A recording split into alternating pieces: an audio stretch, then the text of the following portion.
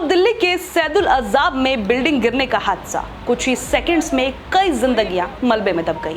लेकिन सबसे बड़ा सवाल ये है कि क्या ये सिर्फ एक हादसा था या फिर सिस्टम की वही पुरानी लापरवाही जिसकी चेतावनी लोग सालों से देते आ रहे हैं। नमस्कार, मेरा नाम है आफरीन खान और आप लोग देख रहे हैं तेज तरार। साउथ दिल्ली के सैदुल अजाब में हुए दर्दनाक बिल्डिंग हादसे के बाद अब आसपास के इलाकों में चल रहे कथित अवैध निर्माण पर भी सवाल खड़े होने लगे हैं। आपको बता दें कि इसी इलाके में कुछ ही दूरी पर देवली में खसरा नंबर 136 पर कथित अवैध निर्माण को लेकर पहले से विवाद चल रहा था। तेज तरार न्यूज चैनल यानी कि हमारे न्यूज चैनल ने भी पहले इस मामले को प्रमुखता से उठाया था, जहां आरोप लगाए गए थे कि करीब 3 बीघा 11 बिस्वा कृषि भूमि पर लगातार निर्माण किया जा रहा है, जबकि इसको लेकर पहले भी कई शिकायतें और नोटिस दिए जा चुके थे। स्थानीय लोगों और शिकायतकर्ताओं का दावा है कि कार्यवाही की तारीख तय होने के बावजूद मौके पर कोई ठोस कदम नहीं उठाया गया। यानी सवाल वही है कि अगर निर्माण अवैध है तो रोक क्यों नहीं लगाई जाती है।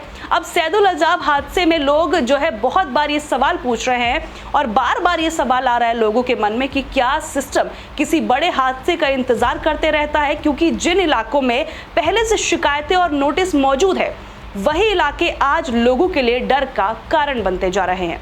दिल्ली में अवैध निर्माण का खेल कोई नया नहीं है, पहले भी कई इलाकों में ऐसे मामले सामने आ चुके हैं जहां नोटिस दिए गए, कार्यवाही के आदेश दिए गए, लेकिन कुछ दिनों बाद फिर वही निर्माण शुरू हो गया। आरोप ये भी लगते हैं कि बिल्डर माफिया, स्थानीय नेटवर्क और भ्रष्ट सिस्टम की मिलीभगत से अवैध इमारतें खड़ी कर दी जाती हैं, फ्लैट बेचे जाते हैं, लोगों की जिंदगियों भर की कमाई जो है फ्लैट खरीदने में लग जाती है और बाद में पता चलता है कि बिल्डिंग ही सुरक्षित नहीं है। सबसे खतरनाक बात यह है कि जब हादसा होता है तब जिम्मेदारी तय करने की बजाय अक्सर आंकड़े और कागजों का खेल शुरू हो जाता है। अब सैदुल अजाब हादसे में भी स्थानीय स्तर पर सवाल उठ रहे हैं कि क्या मौतों और लापता लोगों की सही जानकारी लोगों को सामने दी जा रही है, क्या उनके सही आंकड़े जो है वो पेश किए जा रहे हैं, क्या पहले कभी इस इमारत को लेकर कोई शिकायत या नोटिस दिया गया था, अगर दिया गया था तो आखिर उस पर कार्यवाही क्यों नहीं हुई। ये ऐसे सवाल हैं जिनका जवाब सिर्फ जांच के बाद ही सामने आ सकता है। दिल्ली सरकार और निगम लगातार अवैध निर्माण के खिलाफ अभियान चलाने की बात करते हैं, बुलडोजर कार्यवाही की तस्वीरें भी सामने आती हैं, लेकिन जमीनी हकीकत यह है कि कई इलाकों में आज भी नियमों को ताक पर रखकर तेजी से निर्माण जारी है। स्थानीय लोग कहते हैं कि जब तक बड़े जो बिल्डर नेटवर्क है, संरक्षण देने वाले लोगों और ये जो लापरवाह अधिकारी हैं, इन पर कोई सख्त कार्रवाई नहीं होगी, तब तक ऐसे हादसे नहीं रुक सकते। दिल्ली में ये पहली बार नहीं हो रहा, ये भी आपको बता दें। शालीमार बाग समेत कई इलाकों में ऐसे मामले सामने आ चुके हैं जहां सालों से रह रहे लोगों को अचानक से बेघर कर दिया गया, उनके घरों पर बुलडोजर चला दिया गया। कभी कहा गया कि ये अवैध निर्माण है, कभी कहा गया कि आपकी जगह वैध नहीं है। कई परिवारों ने अपनी जिंदगी भर की कमाई लगाकर फ्लोर खरीदे, कुछ ने फ्लैट्स खरीदे, कुछ ने जड़ से जमीन खरीदी। लोगों का कहना है कि उन्होंने लाखों रुपए देकर घर खरीदे और उन्हें तब ये नहीं बताया गया कि ये निर्माण जो है नियमों के खिलाफ जाकर किया गया है या भविष्य में यहाँ पर कोई कार्रवाई हो सकती है। लेकिन जब कार्रवाई हुई तो सबसे ज्यादा नुकसान आम आदमी को ही उठाना पड़ा। कई परिवार बेघर हो गए, बच्चों से लेकर बुजुर्गों तक सड़क पर आ गए। अब सवाल यही है कि अगर अवैध निर्माण हो रहा था तो उसे किसने बनने दिया, यानी कि किसकी परमिशन से वो निर्माण किया गया। क्यों बिल्डर माफिया पर समय रहते सख्त कार्रवाई नहीं की गई और आखिर क्यों हर बार पिसता सिर्फ आम आदमी ही है।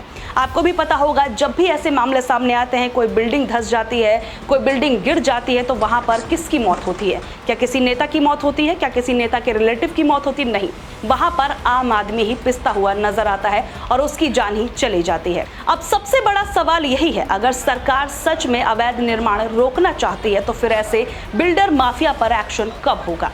नोटिस के बाद भी निर्माण कैसे चलता रहता है और आखिर क्यों हर बार हादसे का शिकार जो है वो सिर्फ आम इंसान होता है और हादसे के बाद सिस्टम जागने की एक्टिंग करता है? फिलहाल सैदुल अजाब बिल्डिंग हादसे ने एक बार फिर दिल्ली में अवैध निर्माण और सिस्टम की जवाबदेही पर बड़े सवाल खड़े कर दिए हैं। जरूरत सिर्फ जांच की नहीं बल्कि ऐसे पूरे नेटवर्क पर सख्त कार्रवाई की है जो लोगों की जिंदगी को खतरे में डालकर मुनाफा कमा रहे हैं। क्योंकि जब कोई बिल्डिंग गिरती है तो सिर्फ ईंट और सीमेंट नहीं टूटते बल्कि कई परिवारों के सपने भी मलबे में दब जाते हैं। इस पूरी खबर को लेकर आप जो भी कहना चाहें अपनी राय कमेंट बॉक्स में जरूर बताइएगा। आज के लिए इतना ही, मुझे दीजिए इजाजत, नमस्कार।